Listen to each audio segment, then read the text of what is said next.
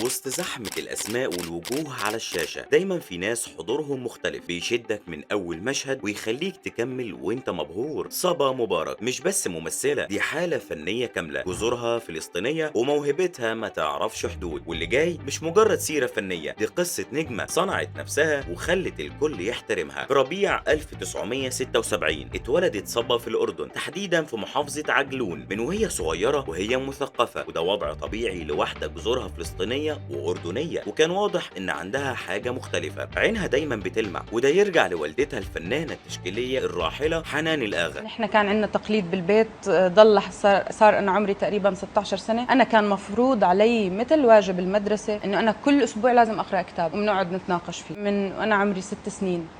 أما والدها فكان عايش في أمريكا طول فترة طفولتها وشبابها، وده خلى صبا تتربى في بيئة فيها جانب من الاستقلالية وتعتمد على نفسها في كل خطوة. صبا عندها أخت صغيرة منها غير شقيقة اسمها آية، ويمكن وجودها خفف شوية من الوحدة اللي كانت بتحس بيها وهي صغيرة. كانت فتانة قوي، وبعدين وهي صغيرة هقول أنا بقى دي أعند إنسان في الكون، طفلة عنيدة بشكل لا يمكن، اللي هو هي اللي عايزة تعمله هتعمله. وطفولتها كانت أكبر من سنها، وبعدين كبرت صبا وسط بيئة بتحب الفن، وده ساعدها تنمي موهبتها من بدري. يلتقي مع ناس كبار في السن، فنانين او مبدعين او عندهم حاجه يعني مختلفه، ده بلا شك ساهم بنسبه كبيره جدا في تكويني يعني. في الأول بدأت صبا تدرس فنون جميلة قسم نحت، بس القدر كان مخبي ليها حاجة تانية، وبالصدفة البحتة اكتشفت موهبتها في التمثيل. طلعت على الخشبه، ابتدى يديني تمارين ويطلب مني حاجات وانا بنفذها ومسحوره يعني الخشبه قد كده، بس الوقوف عليها في حاجه في جلال.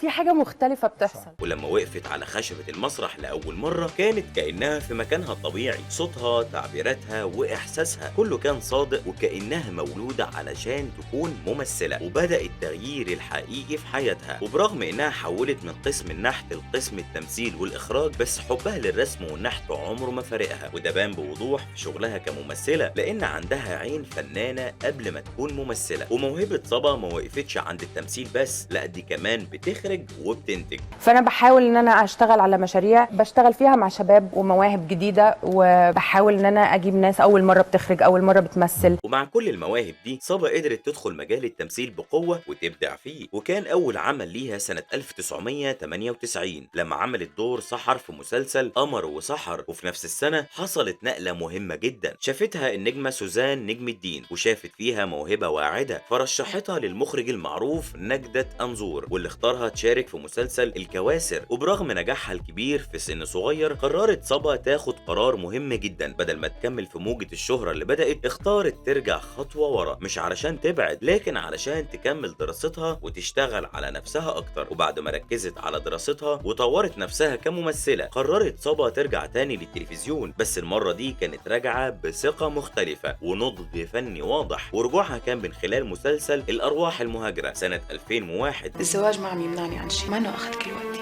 انا اللي ما عاد لي نفس. والعمل ده كان خطوة مهمة في مشوارها، مش بس لأنه رجعها للساحة، لكن لأنه بين التطور الكبير في أدائها واختياراتها اللي بقت أعمق وأنضج. وبعدها بسنة في 2002 شاركت في مسلسل عمر الخيام. ماذا تعرفين عن القاضي أبي طاهر؟ انه احد الوجهاء النادرين الذين احتفظوا بصلة وثيقة بمولاي نصر خان. والعمل ده كان إضافة حقيقية لمشوارها، لأنه مش بس عمل تاريخي ضخم، لكن كمان بين إنها قادرة تمسك أدوار تقيلة ومعقدة وتقدمها بأسلوبها الخاص. وبعد ما أبدعت في الأعمال وحققت نجاح كبير، فاجأتنا صبا في 2003 بزواجها من المخرج شوقي المجري. وبعد الجواز صبا كانت عايشة صراع مع الأمومة، واتكلمت قبل كده بصراحة عن إنها ما كانتش جاهزة تبقى أم في وقت معين من حياتها. ومع مرور الوقت الجواز ما استمرش، واتطلقوا بعد ما خلفوا ابنهم عمار سنة 2004. وصلنا للنتيجة دي بسلام شديد، وفضلنا أصدقاء، وفضلنا جبهة واحدة، وفضلنا تيم واحد لآخر لحظة. وبعد انفصالها عن شوقي، صبا قررت تكمل الرحلة لوحدها كأم. عمار ما كانش بس ابنها، ده كان الظهر الحقيقي ليها. وبرغم الأحداث دي قررت صبا تكمل في نجاحها، وجت سنة 2005 وقدمت مسلسل الشمس تشرق من جديد. رفعت دعوى طلاق اسمها تفريط. بدك تطلقيني؟ اذا بتنجرح كرامتك طلقني انت، انا ما عندي مشكلة بأي طريقة انفصل عنك. واستمرت نجاحات صبا سنة ورا سنة، وعدد أعمالها بقى بيزيد لحد ما جت سنة 2008 وقدمت دور دور هنوف في مسلسل صراع على الرمال، واللي كان من ابرز اعمالها في الفترة دي، وكان واحد من الاعمال اللي رسخوا وجودها كنجمة حقيقية على مستوى الوطن العربي. وبعدين شاركت في مسلسل وراء الشمس سنة 2010 مع باسل الخياط. منى حامل ماما. حبيبة قلبي، مظبوط هالحكي ماما؟ مزبوط. واللي صبا قدمت دورها بحس عالي جدا. نجومية صبا ما كانتش محصورة في سوريا أو الأردن بس، لا ده اسمها بقى يتردد في كل الدول العربية. وجات المحطة الجديدة مصر، بلد الفن والتاريخ، واللي دايما بيختبر الممثلين على مستوى تاني خالص. وكان أول ظهور ليها في مصر سنة 2010 لما شاركت في فيلم بنتين من مصر. الحمد لله وافق. طب تمام، امال ايه وشك ده؟ كنت هموت لو ما وافقش. صبا قدمت دورها بإحساس عالي وبصدق يخليك تصدق كل كلمة قالتها، وحضورها كان قوي جدا خلى الجمهور المصري يسأل مين الممثلة دي. ومن اللحظة دي بدأت تثبت وجودها في الدراما والسينما المصرية لحد ما جت سنة 2012 وقدمت واحد من أهم أدوارها في مصر، مسلسل شربات لوز مع النجمة يسرا. وعايزة أسألك سؤال بايخ تاني كانوا بيسألوه لنا واحنا صغيرين، يا ترى بتحب مين أكتر؟ أنا ولا جميلة؟ وقدرت تثبت انها قادرة على التمثيل باللهجة المصرية ببراعة وخلت الجمهور يتقبلها. وبعد ما لفتت الانظار في شربات لوز صبا ما وقفتش، وفي نفس السنة قدمت واحد من انجح المسلسلات الشبابية في مصر والوطن العربي، وهو مسلسل حكايات بنات الجزء الاول. صباح الخير. صباح الخير يا هاني. والله ما انت بتعرفي تصبحي على الرجاله اهو. احمد ازيك؟ صباح الخير. فعلا؟ وخلت البنات يشوفوا نفسهم فيها والشباب كمان يتفاعلوا مع القصة. وما كانش مجرد مسلسل، كان حالة اجتماعية اتكلمت عن جيل كامل، وصبا كانت واحدة من الأعمدة اللي شايلين العمل ده. النجاح الكبير للمسلسل فتح ليها أبواب أكبر لحد ما جت سنة 2015 وقدمت واحدة من أكتر الشخصيات تعقيدا في مشوارها في مسلسل العهد الكلام مباح، واللي قدمت فيه دور ريا. اوعى تكون صدقت ان انا فعلا بقيت مكسورة الجناح وهعدي اللي حصل بالساهل. مش بمزاجك. ده انت لولايا ما كنتش قدرت تبقى مولانا اصلا، ولا نسيت؟ واللي كانت شخصية مركبة جدا. وفي نفس السنة شاركت في مسلسل حق ميت مع الفنان حسن الرداد. تحب تقول ايه الملايين المصريين اللي بيسمعوك دلوقتي عشان تطمنهم؟ اولا احب اقول انه مش دور الاعلام انه يشكك في كل شيء. يا فندم انا مش فاهمه حضرتك ليه عصبي كده؟ واللي برغم نجاحه وقت عرضه الا ان صبا ما سلمتش من الاشاعات بعده، وقالوا ان في خلاف ما بينهم بسبب اسم صبا وتتر المسلسل. لكن صبا ردت بطريقة حلوة واتصورت معاه بعدها ونزلت الصورة علشان ترد ان مفيش اي خلاف بينهم. وبعدين جت سنة 2018 وقدمت واحد من اهم ادوارها في مسلسل ضايع مع النجم عمرو يوسف. تبقي مع الحرس بتوعي حتى لو هتجاب لي وزير التعليم نفسه. انا ما اتحركتش مع الحرق. حاضر. واللي لعبت فيه دور مهجة البنت الصعيدية اللي من خلاله كسرت الصورة النمطية وأثبتت إنها قادرة تدخل أي لون درامي وتقدمه بنفس القوة والصدق.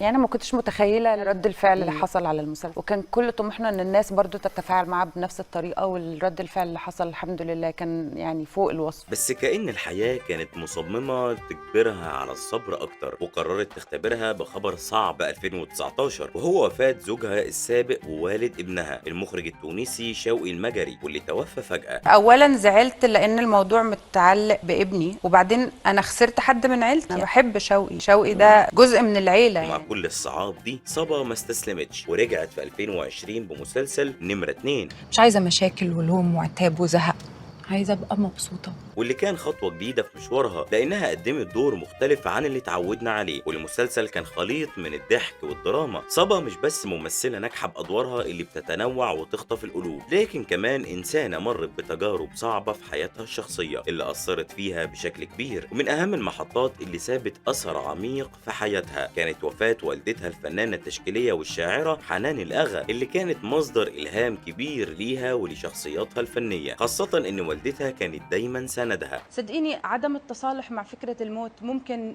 يصير إذا أنت مثلا باغتك هذا الشيء. ومش بس كده، ده كمان بعد أبوها عنها من صغرها سبب ليها فراغ كبير حتى بعد ما كبرت، وكانت دايما بتحس إن في حاجة ناقصة وصعبة في حياتها. ومع إن السنين عدت وتكونت شخصيتها ونجحت واتشهرت، بس غياب الأب في الطفولة ما كانش بس غياب جسدي، كان غياب للأمان للسند، وفضل جرح معلم جواها ما بتنساهوش. تنساهوش. لكن الألم ما وقفش هنا، فبعد فترة فقدت والدها، ووفاته زاد من الوجع اللي كانت بتحاول تتخطاه. كل ده ما كانش سهل، ومع الوقت والتراكمات دي خلتها تدخل في مرحلة صعبة جدا في حياتها. بس يمكن زي ما هي دايما بتقول، اللي بيكسرنا ساعات هو نفسه اللي بيخلينا نقف على رجلينا من جديد. وبعد ما عدت صبا بكل المراحل الصعبة دي، قررت ترجع تاني واختارت عمل مختلف يليق بالمرحلة دي، وهي انها تكون جزء من النسخة العربية من المسلسل العالمي الشهير سوتس سنة 2022. اللي انت عملتيه ده اسمه ايه؟ اسمه زي اللي انت عملته. لا، اسمه ضرب تحت الحزام. وطي صوتك ولا عايز المكتب كله يسمع صوتنا؟ واللي قدمت فيه دور فريدة، المحامية الذكية القوية اللي في كل مشهد كانت بتقدم فيه شخصية ست ناجحة بس شايلة جواها حاجات كتير زيها تماما. وسنة 2023 رجعت صبا للسينما فعملت فيلم أنف وثلاث عيون مع ظافر العابدين. مفيش غير ان انا عايزاك تلبس هدومك وتمشي، كفايه كده. في ايه يا علي؟ في البنت اللي كانت لابسه سكيرت زرقاء امبارح اللي انت هريتها طفايس. وصبا فيه كانت بتقدم شخصية مليانة صراعات داخلية، يعني حاجة على مقاسها بالظبط. وبعدها جت في 2024 اللي كانت سنة انعاش فني كبير ليها، وشاركت في 4 أعمال قوية تقريبا. كل عمل ساب بصمة وأضاف لمشوارها الفني نجاح كبير، ومن أهم الأعمال دي مسلسل بين السطور. انا مش حاجه كدابه. الراجل ده دخل اوضتي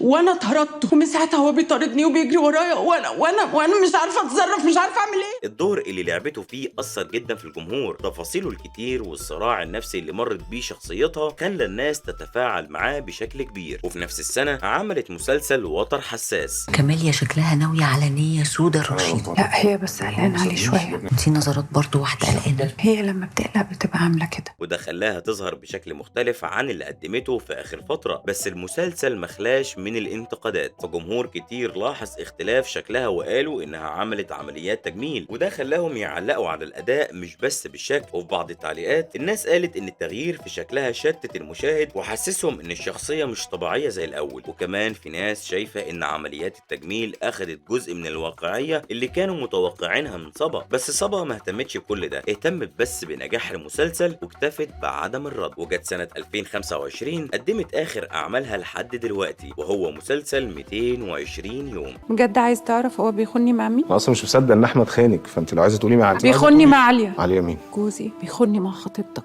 اللي كان محطة جديدة في مشوارها الفني، وأثبتت فيه إن صبا لسه بتطور من نفسها وبتثبت إنها دايما في الصدارة. صبا النهاردة عندها 49 سنة، وبكده نقدر نقول إن ثروتها تقريبا 70 مليون جنيه مصري، وده تقدير تقريبي بيعكس نجاحها واستمراريتها في عالم الفن. صبا مبارك مش بس ممثلة موهوبة، دي قصة نجاح واجهت تحديات كبيرة وتمكنت بإصرارها وشغفها إنها تخلق لنفسها مكانة خاصة في عالم الفن. ورحلتها مستمرة، وأكيد لسه عندها كتير تقدمه للجمهور.